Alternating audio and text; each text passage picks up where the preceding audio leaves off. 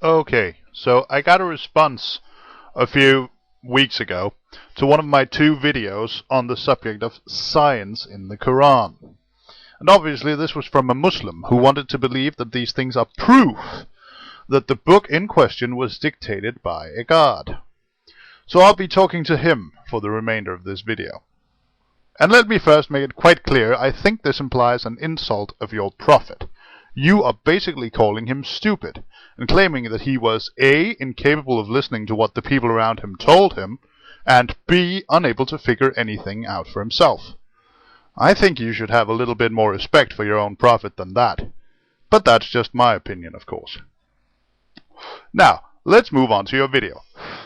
The first claim that you make is that according to you, I asserted in my video that the Quran is a copy job from the great Greek philosophers' writings. And this is of course not true. I did not assert that. And Mohammed also copied a lot from the other desert religions, Christianity and Judaism in particular, as well as some bits and pieces from the native pagan religions of the area, plus of course all the stuff he simply pulled out of thin air.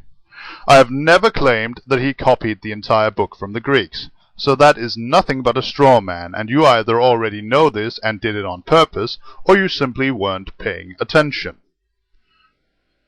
And now you give your first reason for why I am wrong. There is no proof that Mohammed was well versed in ancient Greek medicine or teachings. Now this is of course bullshit, and if you'd bothered to click any of the links in the description of the video you're responding to, you would know this. I'll throw a name at you. Harith ibn Kalada. My pronunciation sucks, but I'm not Arab, so I hope you'll forgive me for that.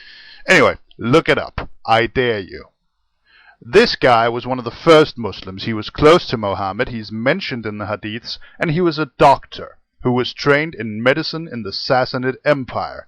And, as we all know, the Sassanid doctors were well versed in Greek and Roman medicine. Your second reason, the stark contrast between the lifestyles of the ancient Greeks and those recommended in the Quran. Like I said, I never claimed that the entire Quran was a copy job from the Greeks.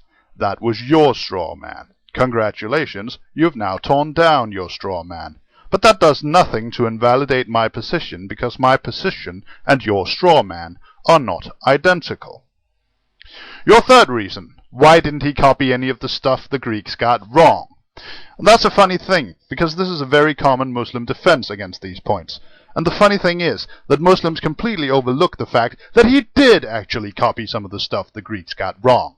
The embryology, for instance. The Quran clearly states in Surah 23, Ayah 14, that the human bones are formed first and only then clothed with flesh. And from modern embryology we know that this is wrong. We know that the muscles are there and fully functional before the skeleton is complete. We know that the bones are simply not there at all when the muscles start to form. And we know that Galen, a Greek doctor who lived 1,000 years before Mohammed, made the exact same mistake. Put that in your pipe and smoke it.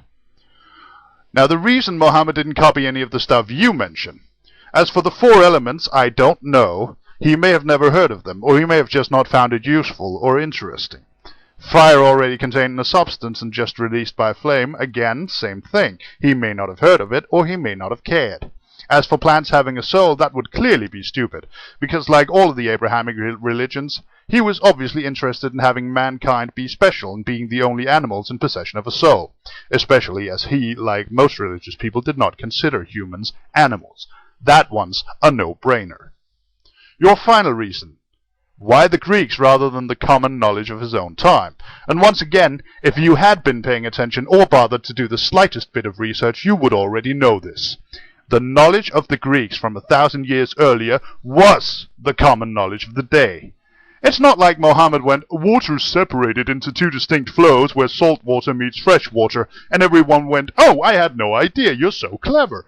No. Everyone went, well, yeah, that's true, we know that. This man is telling the truth, apparently. Or, well, the more gullible of them did, anyway. As for the Earth being egg-shaped, first of all, we all know that's a shoddy translation, and we also know that it's simply wrong. The Earth is not shaped like an egg, it's shaped like a ball. Secondly, contrary to popular belief, most people throughout the last 2,500 years at least, or at least anyone living in a place where you could actually see the horizon, like, say, the ocean or in a desert, already realized this for themselves. People often say that everyone laughed at Columbus when he said the earth was round. This is not true. What they did laugh about was his belief that it was about half the size that it actually is, because the size of the earth had been calculated long before then by both the Greeks and the Egyptians. Please, please, please try to do a little research, just a little. And after going through that, you then come to the conclusion that there is no other possible explanation than that the Quran must be the word of a God, whom we then must assume is Allah.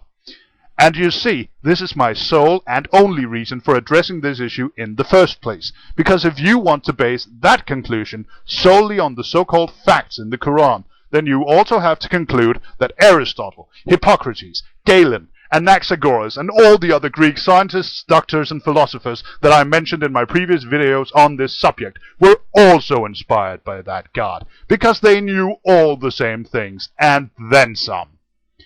My conclusion is this: you cannot assume divine intervention, even if these facts have been new or unknown to Mohammed, because that would mean that you also have to assume divine intervention for everyone else who figured out the same things. And I don't think you're willing to do that, now are you?